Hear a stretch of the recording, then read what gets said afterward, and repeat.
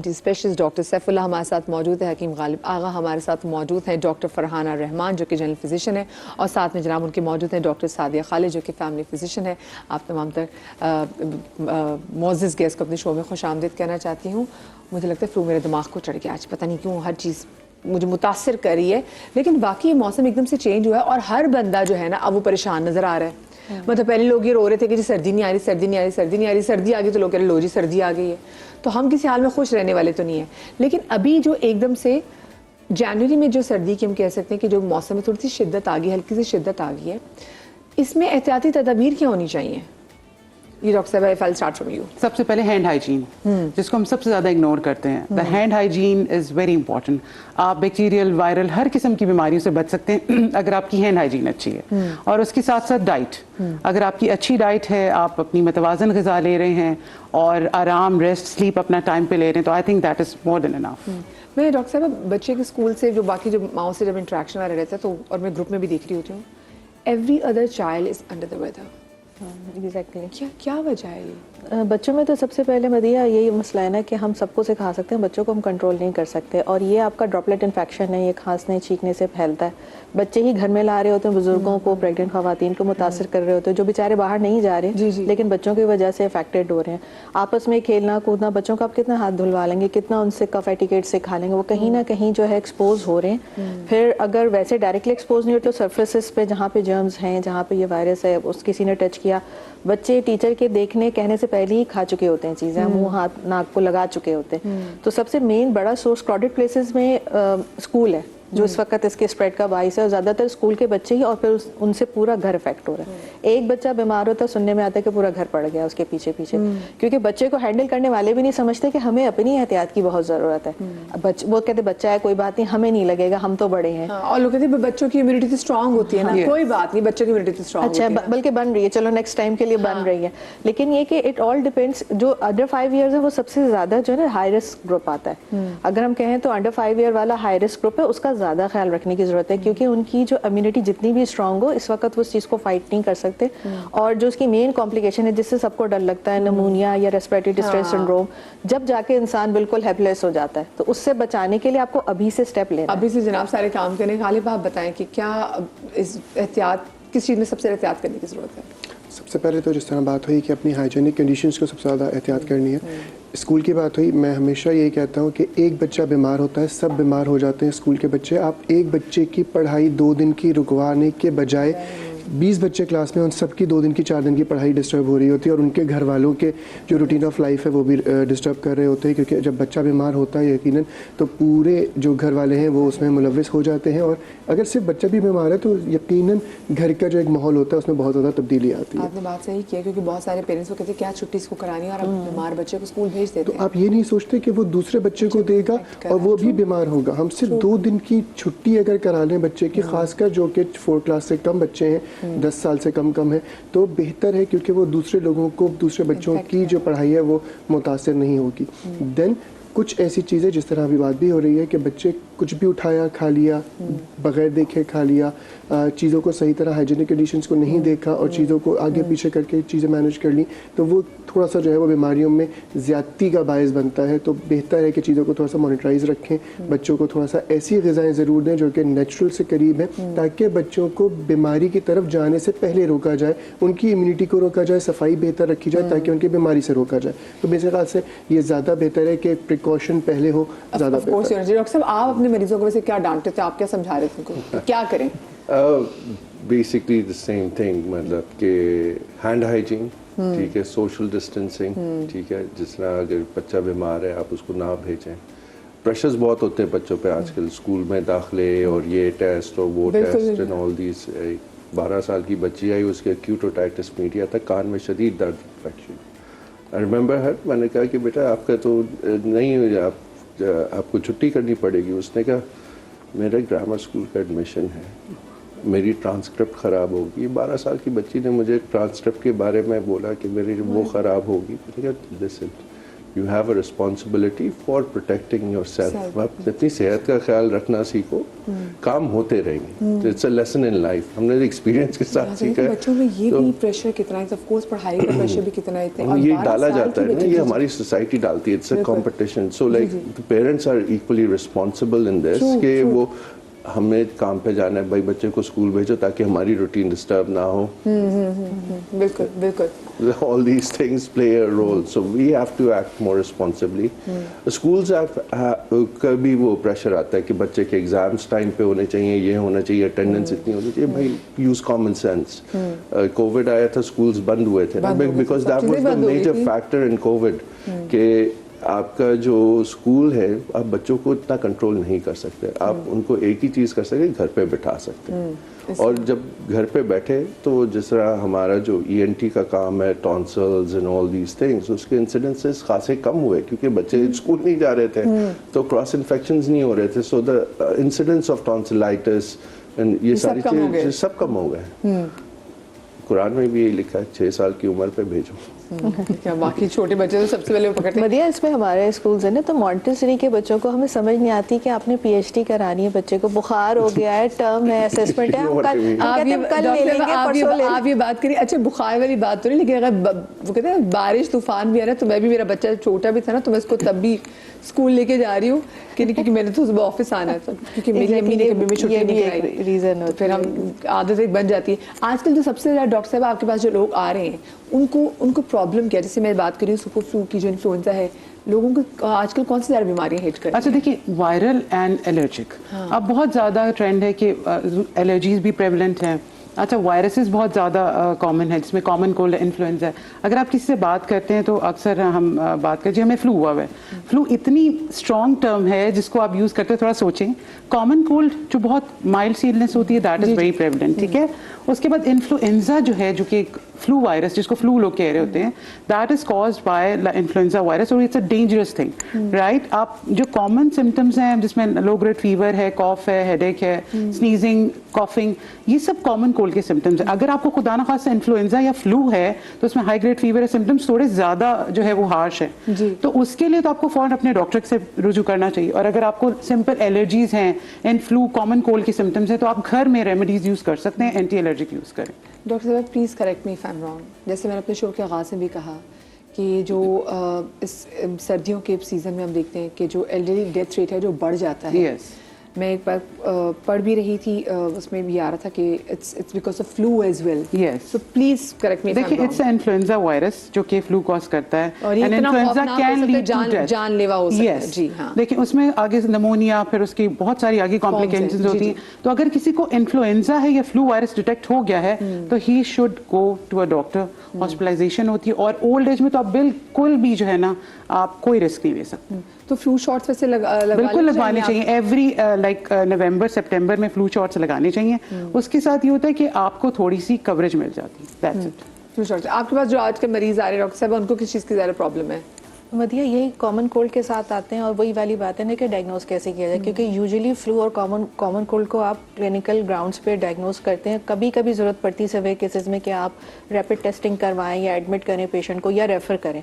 लेकिन जो समझने वाली बात है ना इस वक्त, वो ये ज़रूरी है कि देखें, ये भी नहीं कह रहे कि बहुत ख़तरनाक है, सब परेशान होना शुरू हो जाए, छींक शुरू हुई और सब डरना शुरू हो जाए, और ये भी नहीं कह रहे कि छींकों को या नज़ले ज़ुकाम का बहुत लाइट लें। डिपेंड करता है कि किसको हुआ है, बच्चा है, प्रेग्नेंट है, एडल्टी है। क्योंकि सबसे ज़्यादा मसला हमारे एडल्टी का क्या है कि एक तो उनकी कोमॉर्ब्स होती ही होती हैं, ठीक है, इम्यूनिटी डिक्रीज हुई हुई है एज की वजह से, प्लस ये कि उनको बेचारों को कोई फ्लू शॉट नहीं लगवाता।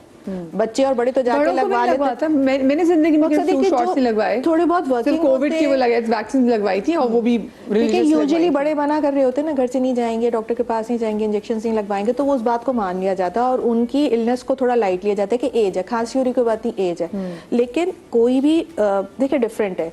आपका जो कॉमन कोल्ड एक अलग चीज है, और एक इन्फ्लुएंजा जो एक आपका जो खतरनाक हो सकता है वो डिफरेंट है। किस तरह आप समझेंगे कि आपको प्रॉब्लम है? आपको स्टार्ट हुआ, ठीक है, 1-2 दिन आप देख लें, एक तो ये बहुत एग्रेसिव होता है, सडनली स्टार्ट होगा, बहुत एग्रेसिव होगा, बहुत high grade fever, joint pains तक, यानी आर्थराइटिस जो आपका वायरल उसका रिएक्टिव होता है वो शुरू हो जाएगा। आपको पता लगेगा कि you are not well, you are sick to something, तो आप कम से कम 3 दिन से ज़्यादा अगर आपको फीवर रह रहा है और बहुत हाई ग्रेड है तो डू कॉन्टैक्ट योर डॉक्टर और आप उसके लिए करें। और सबसे पहली ह्यूमन बीइंग होने के नाते, अच्छे सिटीजन होने के नाते आपका फ़र्ज़ है कि the moment you start sneezing please mask पहनना शुरू कर दें। हाँ, प्लीज़ मास्क पहनना शुरू कर दें, क्योंकि अगर है नहीं है तो दूसरों को नहीं एक तो लोगों को नॉर्मल स्नीजिंग भी होती है ना, सुबह उठ के जैसे अगर मैं भी उठती हूँ तो मुझे 5 छींके तो आती डायग्नोस्ड हैं। होगा, डायग्नोस्ड होगा वो आपको छींकों के बाद ना आपको फीवर हो रहा है, ना आपकी बॉडी एक सुने, ना आप थक के बिस्तर पे बैठ रही हैं, वो ना तो एक आप- रूटीन का हिस्सा है ना आपका। आप डिहाइड्रेटेड फील कर रही हैं। लेकिन आपको जब इस तरह की इलनेस है तो यू विल नो कि मुझे कुछ समथिंग इज डिफरेंट। हाँ, वो और फिर आप रुजू करें और सबसे पहले अपने घर वालों को बचाएं ना। मतलब हाँ, और हम कफ एटिकेट्स कैसे कहते हैं कि हमेशा आप इस एल्बो में स्नीज करें या कफ करें, तो नॉर्मली भी लोग मास्क को पता नहीं, कोविड में तो सबने पहना था, अब पता नहीं क्यों डरते हैं उससे। और लोग अगर मास्क पहनते हैं ना तो प्रॉपर नहीं पहनते, मास्क की तरह तो थोड़ी भी पता नोज नहीं, से थोड़ी नीचे। थोड़ी ने इन्फेक्शन कैच करनी है या नाक आपके से नाक और मुंह, नाक वो खोल देते नहीं, नाक तो हमने भी नाक नहीं हम कवर कर सांस सकते। का मसला और हम सांस नहीं ले सकते, तो वही उसी सांस की टेंशन ज्यादा होती है। जरा हमारे साथ पल्मोनोलॉजिस्ट साहिबा, हमारे साथ डॉक्टर गुलफशा भी मौजूद है। अस्सलाम वालेकुम डॉक्टर साहब, आपको शो में खुश आमदीद कहते हैं। गालिब, आपके पास जो केसेस आ रहे हैं वो क्या है आजकल? सबसे पहले तो सेल्फ मेडिकेशन पे बात करूंगा। जैसे डॉक्टर साहब ने भी कहा, डिफ्रेंशिएशन ज़रूरी है। हर चीज़ के लिए एंटीबायोटिक का इस्तेमाल ज़रूरी नहीं है। हम बहुत इम्यून हो चुके हैं एंटीबायोटिक से कि 3rd जनरेशन एंटीबायोटिक से कम हमारे यहाँ बच्चों में भी वो असर ही नहीं करती। हम 3rd जनरेशन इतनी दे चुके हैं बच्चों को, और हर खांसी, नज़ला, बुखार एंटीबायोटिक से ठीक नहीं होता। एक तरफ आप कहते हैं कि वायरल इन्फेक्शन है, और वायरल इन्फेक्शन के साथ साथ सेल्फ मेडिकेशन में डॉक्टर के पास जाते ही भी नहीं है 50 से 60% लोग। वो पिछली दफ़ा जो 2 साल पहले डॉक्टर ने एंटीबायोटिक दी थी, वो पर्ची संभाल के रखी होती है लव लेटर की तरह, फॉरन लव लेटर निकला था कि ये मेडिसिन थी, चलो खा लो। पर्ची की भी शायद ज़रूरत नहीं है अब तो जो ऐसे ही जाते हैं कि फलाने ब्रांड की ये वाली दवाई इतने mg की दी थी डॉक्टर ने, वही ले लो इस्तेमाल देखे ना, ये कहा जाता है अगर आपको नज़ला होता है तो कहते हैं जी उसको आप एटलीस्ट 2 दिन तक बहने दें, और आपको कुछ बुखार भी हो तो तीसरे दिन आपको एंटीबायोटिक्स। मैं अपने बच्चे को भी कुछ भी हो तो मैं 3 दिन के बाद नहीं शुरू कराती, तो इसलिए वो कहते हैं ना कि मुझे लगता है कि इम्यूनिटी इससे भी स्ट्रांग होती है। एक साहब है अमेरिका में, साइंटिस्ट कह लें या न्यूट्रिशनिस्ट कह लें, वो ये कहते हैं कि अगर फ्लू का इलाज किया जाए, मतलब नॉर्मल कॉमन कोल्ड का इलाज किया जाए तो वो 1 हफ्ते में ठीक हो जाता है, और अगर इलाज ना किया जाए तो इट टेक्स 7 डेज। बात एक ही है दोनों चीजों में। मुझे आपने 7 डेज का ना, एक बात तो एक ही बाकी, एक हफ्ता 7 डेज सोच का फर्क है। तो इस वजह से तमाम चीज़ें हो रही होती हैं, और कोल्ड को या नॉर्मल जो कफ होती है उसको थोड़ा सा टाइम देना चाहिए बॉडी को, ताकि वो अपना रिएक्शन दे सके, अपनी इम्यूनिटी को बरकरार करके चीज़ों को सप्रेस वो कर हमारे सके। ENT स्पेशलिस्ट डॉक्टर साहब, मैं इसमें भी ऐड कर जी डॉक्टर साहब जी। तो हमारे पास इसमें 4 फैक्टर्स होते हैं, like you need to distinguish. एक एनवायरमेंटल फैक्टर है बिकॉज ऑफ स्मॉग, एक आपका एलर्जिक फैक्टर है, एक आपका इन्फेक्टिव फैक्टर है, और एक आपका स्ट्रक्चरल फैक्टर है in when it comes to surgery, कि कोई स्ट्रक्चर हम सही करें वाया लेजर्स, माइक्रोडेब्राइडर्स वगैरह, नाक की हड्डी का टेढ़ापन, sinus health and all that. और एलर्जीज़ के लिए एंटी एलर्जिक्स, ठीक है। माय जनरल रूल है कि अगर आपको हफ्ते में 3 दफ़ा से ज़्यादा एंटी एलर्जिक की ज़रूरत है, you need allergy management.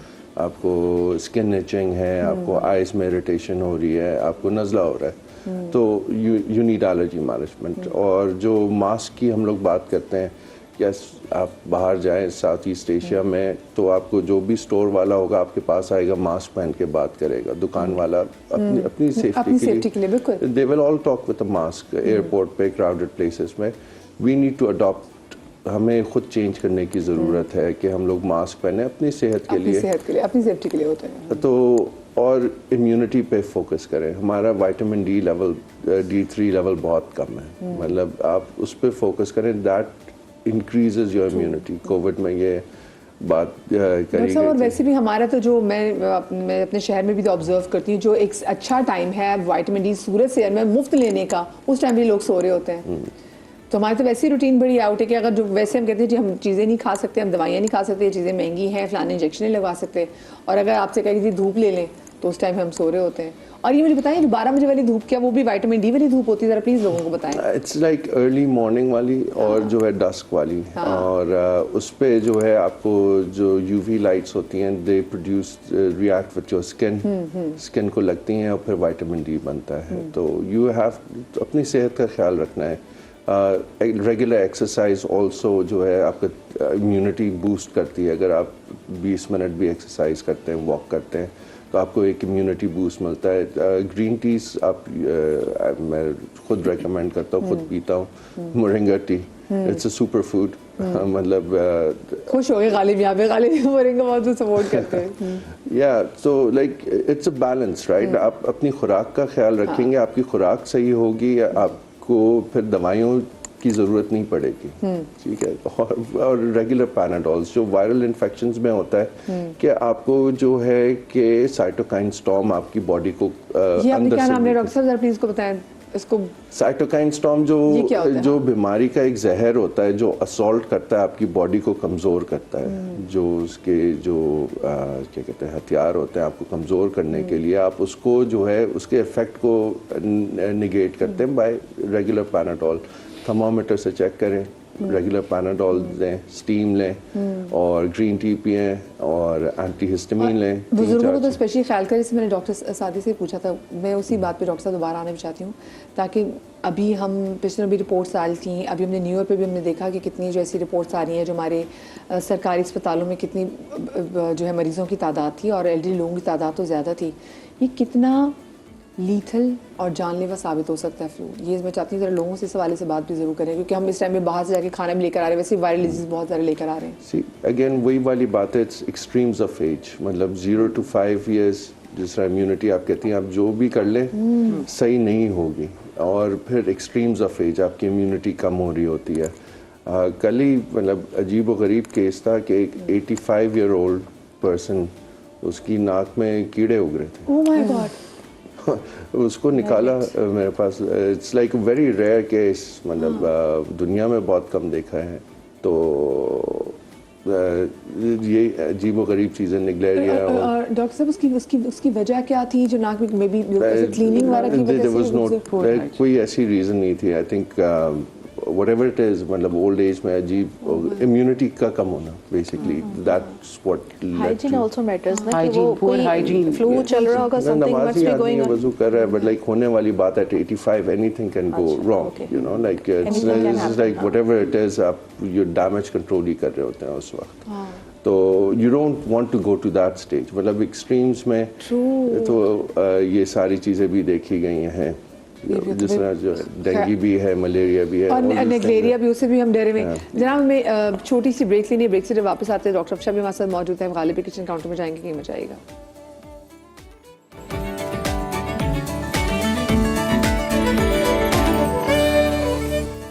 Welcome back after the break.